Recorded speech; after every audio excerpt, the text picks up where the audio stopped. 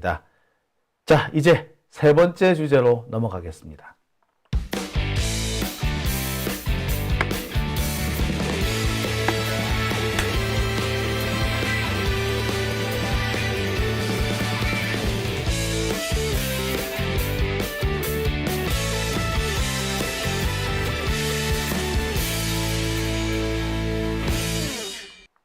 네, 오밤중의 뉴스 함께하고 계십니다.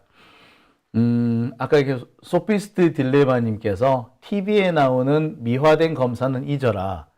TV에 나오는 검사, 예, 그런 검사 없습니다. 솔직히 말하자면 그런 검사 없어요. 옛날에는 있었는지 앞으로는 생길지 모르겠으나 일단 지금까지는 없습니다. 제가 그래요. 보니까 그렇습니다. 이 사람은 그래도 괜찮은 검사였을 거야 라고 뭐 믿었던 사람도 최근에 보니까 아니더라고요. 자, 오밤중의 뉴스 함께하고 계십니다. 자, 세 번째 주제 넘어가겠습니다. 세 번째 주제는 경제 문제가 됩니다. 이 경제 문제, 경제가 참 심각하죠.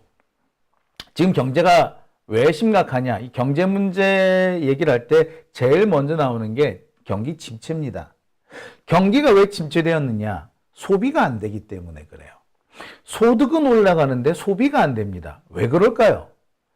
여러 가지 이유가 있습니다만 첫 번째는 환율 때문입니다. 환율이 자꾸 우리 원화가 계속 내려가요. 달러 값이 계속 올라갑니다. 결국 우리나라가 외국에 나가서 구매할 수 있는 구매력이 계속 줄어요. 그래서 소득은 늘었는데 달러로 환산하면 계속 줄어들고 있는 상황이에요, 지금. 우리나라가 국민소득 3만 부를 문재인 정부 때 돌파했잖아요. 그거를 까먹은 게 윤석열 정부인데 지금 계속 까먹고 있어요. 2022년에 까먹고 23년에 까먹고 올해 또 까먹을 상황이야. 자, 이렇게 되면 뭐가 문제냐면 국내로 들어오는 원자재 가격이 올라가게 됩니다. 원자재 가격이 올라가게 되면은 아무래도 소비가 줄 수밖에 없죠. 안 그래도 경기가 침체인데 물건값이 올라가면 더 안 사게 됩니다. 그렇게 되면은 더 침체되게 되고 더 침체되면은 환율은 더 나빠지고 그렇게 되면은 결국에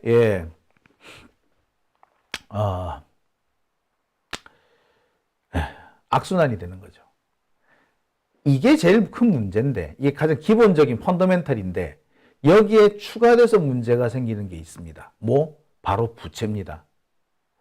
우리나라 부채가 가계부채니 기업부채니 재정적자니 이런 계속 문제가 됐었는데 이 부채 문제가 이 불경기를 맞이하면서 이 환율 폭락을 같이 겪으면서 부채가 더 심각해진 겁니다.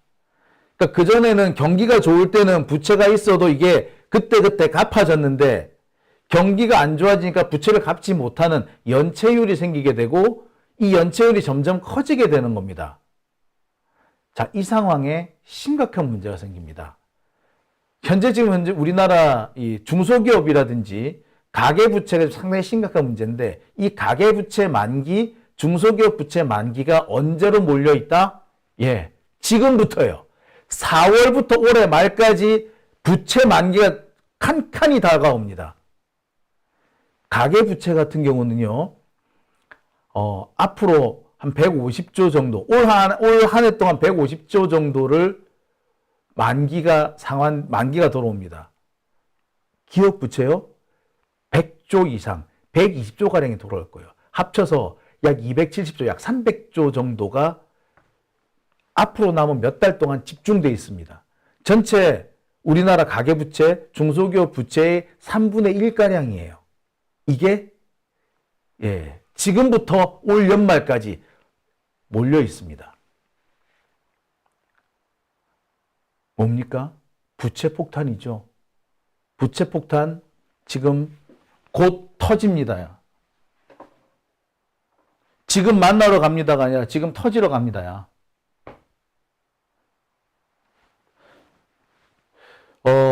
제가 지난해부터 계속해서 부채 위기, 부채 폭탄이라고 말씀을 드렸어요. 부채 폭탄은 국가 부채 폭탄, 기업 부채 폭탄, 그 다음에 가계 부채 폭탄입니다. 근데 제가 지금까지 주로 많이 다뤘던 것 기업 부채 폭탄은 소위 말하는 PF 대출이에요. PF 대출이 지금 현재 계산하는 사람에 따라 다릅니다만 200조에서 400조 사이라고 그러죠. 가장 정확한 좀 작게 잡아도 200조 이상이 된다고 그럽니다. 아이고. 자, 200조 이상이 되는 이 PF 요게 또 언제까지? 예, 이게 또 올해 하고 내년 초 사이에 다 몰려 있어요. 그러니까 지금 올해하고 내년 초 사이에 각종 부채가 만기 상환이 들어오는데 전체 부채 규모의 3분의 1가량이 여기에 몰려 있는 겁니다. 보통의 부채는요, 대체로 보면은, 한 5년 혹은 10년에 한 번씩 이렇게 돌아옵니다. 그래서 부채 상환이 대체로 20% 이내 쪽으로 잡혀줘야 되는데 30% 넘어가기 시작하면 그때부터는 부담이 되기 시작하는 거죠. 그런 겁니다. 자, 제가 이 얘기는 지난해부터 계속 여러 번 말씀을 드렸습니다. 지난해 당장 자영업자 연체액이 13조를 넘어갔다라고 제가 보도를 해드린 적이 있어요. 잠재적인 부실 대출이 743조고 1인당 평균 6억 300만 원의 다중채무를 지고 있다. 특히 자영업자 대출 규모가 지금 역대 최대다. 이런 얘기가 제가 지난해 연말부터 계속 해왔습니다. 지금 코로나 때문에 자영업자 부채가 조금 잠잠해졌죠. 코로나 때문에 자영업자들의 이 부채를 계속해서 상환을 할 수 있도록 계속 지원을 해줬는데 이 지원이 2023년으로 끝났어요. 이제 안 돼. 그러니까 이 부채가 지금 다 터지게 생겼는데 이 규모가 이미 1000조예요. 그리고 이 중에 상당수는 이 중에 3분의 1은 지금부터 올해 말까지 다 갚아야 되는 거야. 초대형이죠. 게다가 연체 규모가 1년 사이에 2.5배나 늘어나고 있습니다. 자, 열심히 잘 갚고 있으면 부채가 늘어나고 또 상환해야 되는 액수도 크더라도 잘 갚고 있는 상황이면 문제가 없어요. 근데 연체가 늘어난다는 건 돈 못 갚는 사람이 앞으로 급증할 수도 있다는 것을 말합니다. 자, 요거는요, 세계적인 경제 잡지죠. 포춘인데, 포춘 코리아, 포춘지의 우리나라 한국판에서 이런 기사를 놨습니다. GDP 훌쩍 넘어선 부채 증가율, 한국 경제 위기 등 깜빡깜빡. 현재 한국의 총 국가 부채는 6,000조고 GDP의 2.7배다라는 겁니다. 현재 우리나라 GDP 규모가 2,300조 정도 됩니다. 2,300조 정도 되는데 총 국가 부채 이게 뭐냐면은 정부 부채에다가 기업 부채, 가계 부채 다 합쳤을 때 6,000조가 된다는 겁니다. 이게 2.7배인 거죠. 자, 이게 2018년, 19년부터 빠르게 늘어납니다. 여러분 잘 아시다시피 이게 언제? 코로나 때부터 확 늘어난 겁니다. 그러다가 2023년이 되면은요, 전년도보다 10% 이상 늘어납니다. 2021년에 GDP의 100%를 넘어섰다고 난리를 쳤는데 작년 연말에 GDP의 120%를 넘어섰다라는 게 확인이 됩니다. 지금 상황이 그래요. 기업 부채만 그랬을 때 본 거예요. 가계 부채도 마찬가지. 지금 상황이 그렇게 심각합니다. 이 포춘지 기사에 보면은 이래요. GDP 대비 기업 부채 증가율 기업 부채 증가 속도도 빨랐다.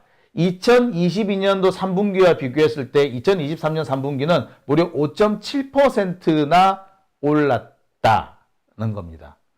그래서 2023년 한 해 동안 근 10% 이상 부채가 늘어나요.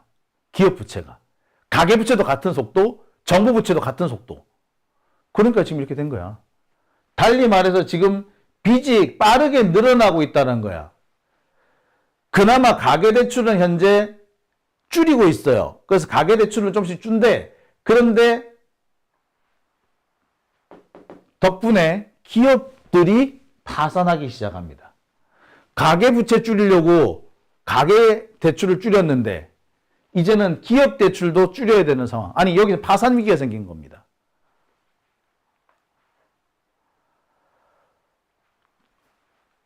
지난달에 조선일보 보도에 따르면 기업 부채가 2,780조로 역대 최대를 기록했다라는 보도가 나옵니다. 현재 총 국가 채무의 절반 정도가 기업 부채인 거죠. 그리고 이 중에 절반 정도는 또 중소기업과 자영업자들의 부채입니다. 그리고 자영업, 중소기업과 자영업자 부채들 중에 3분의 1, 30%가 넘는 정도의 부채가 올해 안에 다 만기가 돌아오는 거예요. 말 그대로 부채 위기 상황에 모인 겁니다. 카드 돌려막기를 하고 있는데, 예, 점점 갚아야 될 액수가 늘어나는 거죠.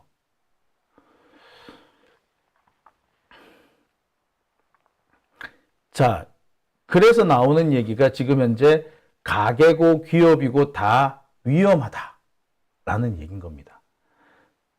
자, 제가 아까 기업 부채가 지금 올 연말까지 100조 이상 갚아야 만기가 돌아온다라고 말씀드렸는데 이 그래프가 바로 그 그래프입니다.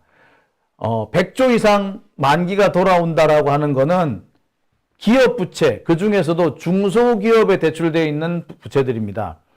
4월에만 22조, 5월에도 22조, 6월에는 20조, 7월에는 17조, 8월에는 18조, 9월에는 19조, 10월에 15조, 11월 달에 14조. 자, 벌써 여기서 볼 때 100조 넘어섰죠? 12월까지 하면은 아마도 120조가 훌쩍 넘을 거예요. 이런 그래프가 이미 나와 있는 상태입니다. 총선 직후부터 올해 연말까지 갚아야 될 돈이 120조 정도가 되는데 중소기업 총 부채의 3분의 1 정도가 돼요. 이거 심각한 상황입니다. 엄청 심각한 사람이에요. 자, 그러면 중소기업 부채만 위험한가? 아니야. 가계부채도 지금 장난이 아니에요. 지금 가계부채 잔액이 벌써 2,000조를 넘어섰거든요. 근데 연체율이 빠르게 증가하고 있습니다. 지금 가계 연체율이 지금 3%를 넘어섰어요. 자영업자들도 지금 난리예요. 자, 금융권 연체 추이가 이 그래프인데요. 보세요. 빠르게 늘어나고 있습니다. 언제부터? 딱 윤석열이 들어선 2022년부터 연체율이 빠르게 증가하기 시작합니다. 윤석열 때문에 경제를 망쳤다고 해도 과언이 아닌 거죠. 가계대출 연체율도 지금 딱 윤석열이 들어선 이후부터 빠르게 증가하고 있습니다. 지금 난리도 아닌 거예요. 역대 가장 높다라는 얘기도 나옵니다.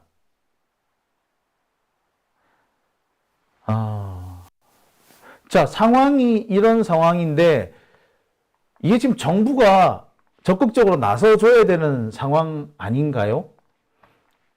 그죠? 가계고 정부고 아니 가계고 기업이고 지금 현재 다 위험한 상황인데 이럴 때 제일 필요한 게 뭡니까? 바로 정부의 역할 아니겠습니까? 지금 전문가들이 계속해서 지금 경고를 하고 있어요. 하고 있고 특히 청년층 부채가 위험하고 중소기업 자영업자들의 부채가 위험하다라고 얘기를 합니다. 이럴 때 제일 중요한 게 바로 재정의 역할, 정부의 역할인 겁니다. 그런데 지금 윤석열 정권은 뭐 하고 있나요? 과연 재정의 역할을 하고 있나요? 아니, 재정의 역할을 할 수가 없지. 왜? 빵꾸 났잖아, 재정이. 보시다시피 지금 재정 빵꾸 나는 있는 상황이란 말이에요. 이 상황에서 과연 정부의 역할을 기대할 수는 있겠습니까? 정부가 적극적으로 나서줘야 될 때인데 정부가 돈이 없어. 세수가 빵꾸 났잖아. 87조 원 적자라고 그러는데 그것도 사실은 장부상의 숫자 가지고 장난쳐가지고 30조를 줄인 거라고 그러잖아요. 원래는 현재 지금 110조, 120조 정도 빵꾸가 났다라고 하지 않습니까? 지금 정부조차 빚더미에 올라와 있는 상태예요. 그러니 재정 정책을 제대로 할 수 있겠습니까? 못하는 거죠. 보시다시피 지금 재정 수지는 계속해서 악화되고 있고요. 국가 채무 계속해서 늘고 있습니다. 재정 적자는 폭증하고 있고요. 나라 살림은 현재 지금 위기 상황입니다. 이 상황에서 윤석열 정권은 재벌들에 대한 세금 감면을 해주고 있습니다. 그리고 그 때문에 지금 재정이 빵꾸가 났다는 것을 숨기고 있죠. 정말 추악한 상황인 거 아닙니까? 윤석열은 어디서 배운 이상한 경제 논리를 가져와가지고 지가 맞다라고 우기고 있죠. 대표적인 게 부자가 돈을 더 벌면 자연스럽게 다른 서민들한테까지 혜택이 돌아간다 이런 개소리를 하고 있는데 그거는 이미 100년 전, 200년 전에 아니라고 확인이 된 엉터리 논리입니다. 자, 윤석열은 그렇게 얘기를 해요. 부자들이 돈을 많이 벌면 부자들이 돈을 많이 쓸 거고 부자들이 돈을 많이 쓰면은 경제가 더 많이 돌아가서 결국에는 서민들도 다 이 혜택을 본다. 이게 윤석열의 개 같은 논리예요. 이 논리는요, 벌써 100년 전에 틀렸다고 나왔습니다. 심지어 우리나라의 경우에도 이명박 때 이렇게 이명박이 이런 주장을 했거든요. 그러니까 윤석열이 지금 대가리 속에 있는 거는 이명박 주둥이에서 나온 얘기가 다 윤석열 대가리에 박혀 있는 거야. 순엉터리죠. 이명박 때 이미 해가지고 실패했었잖아. 이명박 때 우리나라 경제가 완전 망가졌던 거 기억하시죠? 에? 노무현이 경제를 망쳤네 어쩌네 했지만 실제로 그 노무현 때보다 그 경제 성장은 오히려 그때 이명박 때 마이너스였어요. 이명박은 들어서자마자 바로 마이너스 성장을 가져왔고요. 그 마이너스 된 거 최종적으로 언제 회복하느냐면 박근혜 정권 들어서서야 겨우 다 회복이 됩니다. 박근혜 정권이 끝났을 때 노무현 정부보다 어느 정도 성장했느냐? 겨우 20% 성장했어요. 10년 동안 노무현 때보다 20% 성장했다고. 참.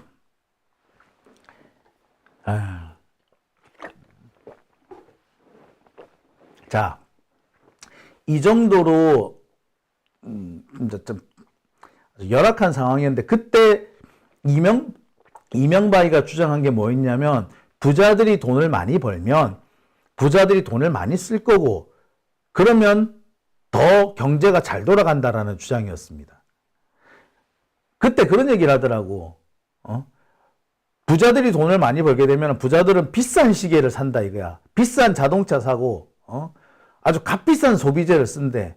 그러면 그 값비싼 소비재를 사고 만들기 위해서 또 그만큼 경제가 돌아간다는 거야. 참, 개소리죠. 자, 간단하게 비교할 수 있습니다. 시계가 있습니다. 부자들은 비싼 시계를 사겠죠. 시계 하나에 몇 억씩 하는 그런 시계를 살 수 있습니다. 하지만 서민들은 비싼 시계 사봤자 기껏해야 10만 원짜리 사면은 다행이지. 지금 문방구 가면은 5만 원짜리 시계도 있잖아. 우리 군대 갈 때 얼마짜리 시계 삽니까? 예, 5만 원짜리 이런 시계 사잖아요. 10만 원짜리 산 비싼 시계 산 거고, 그지? 자, 그러면 봅시다. 부자들이 사는 시계, 한 개 1억짜리 사는 시계, 그거랑 서민들이 사는 한 개 10만 원짜리 시계. 부자들이 한 개 살 때 서민들은 그거를 1000개를 살 수 있죠. 그러면 비싼 시계 한 개를 만들어서 파는 게 경제에 도움이 될까요? 10만 원짜리 시계 1000개를 만들어 파는 게 경제에 도움이 될까요? 당연하죠. 1000개 만들어 파는 게 훨씬 도움이 되죠. 그죠? 부자들은 비싼 음식을 먹을 겁니다. 한 끼당 10만 원씩, 20만 원씩 하는 그런 식사를 먹을 수 있을 거예요. 예, 저 롯데호텔에 가면은 한 끼 식사가 40만 원, 1인당 40만 원짜리 뭐 쫙 있다 그러대. 자, 그거 하나를 먹는 것보다, 부자가 그거 하나를 먹는 것보다 서민들이 국밥집 가가지고 8,000원짜리 돼지국밥 먹는 게 훨씬 경제에 도움이 됩니다. 부자들은 40만 원을 1인이 한 사람이 먹지만 8,000원짜리면은 500명이 먹을 수 있어요. 500명이 돼지국밥을 먹는 것이 그게 경제에 도움이 될까요? 한 명이 40만 원짜리 식사를 하는 게 경제에 도움이 될까요? 당연히 500명이 8,000원짜리 먹는 게 그게 훨씬 더 경제에 도움이 되는 겁니다. 윤석열은 이걸 몰라. 이 너무 간단한 원리 아닌가요? 근데 윤석열은 그 간단한 원리를 체득할 시간이 없었지. 왜? 틀딱 튜브들, 틀튜브 본이라고 그렇게 된 거 아닙니까? 그래서 지금 경제를 이렇게 망쳐놓고 있는 겁니다. 재정이 가장 적극적으로 움직여야 될 때 재정이 움직일 그게 없는 거예요. 돈이 없어. 그래 놓고도 윤석열이 지금 뭐 하고 있습니까? 나라 경제를 이따구로 만들어 놓고 지는 뭐 하고 있어? 지금 윤석열은 지금 이 순간에도 지 마누라 감옥 안 가게 만들어 주려고 지금 꼼수 쓰고 있는 거 아닙니까? 윤석열이 지금 하고 있는 짓이 뭐예요? 예. 김건희 감옥 갈까봐, 김건희 감옥 안 가게 하려고 지금 온갖 수단과 방법을 가리지 않고 꼼수 쓰고 있지 않습니까? 그죠? 도대체 뭐 하고 있습니까? 김건희 감옥 갈까봐, 예, 국무총리를 박영선으로 앉히려고 하는 거 아닌가요? 김건희 감옥 안 가게 하려고 서울중앙지검장 바꾸려고 하는 거 아닌가요? 그런 거잖아요. 나라 경제가 어떻게 되든가 말든가 지를 먹고 사는 데만 관심이 있는 거고 지들 감옥 안 가는 데에만 관심이 있는 겁니다. 지금 나라 꼴이 이렇게 흉측해지고 있습니다. 이런 상황에서 윤석열이 꺼내놓은 게 영수회담입니다. 왜겠어? 꼼수지 뭐. 꼼수. 이 꼼수를 이용해가지고 뭔가 또 빈틈을 노리고 기회를 포착하겠다는 겁니다. 빠져나갈 구멍을 찾겠다는 거예요. 참 이런 데만 머리가 돌아가는 것 같아요. 진짜 참 더 얘기를 하면은 핏대 오르겠죠. 근데 참 정말 너무나도 제가 상식적인 얘기와 기초적인 얘기를 하고 있고요. 100년 전에 이미 입증이 된 얘기를 하고 있는데 이건 상식으로 대학을 졸업한 사람이면 누구나 상식적으로 알고 있어야 될 내용인데 이걸 이렇게 목청껏 외쳐야 된다는 게 너무나도 서글프네요.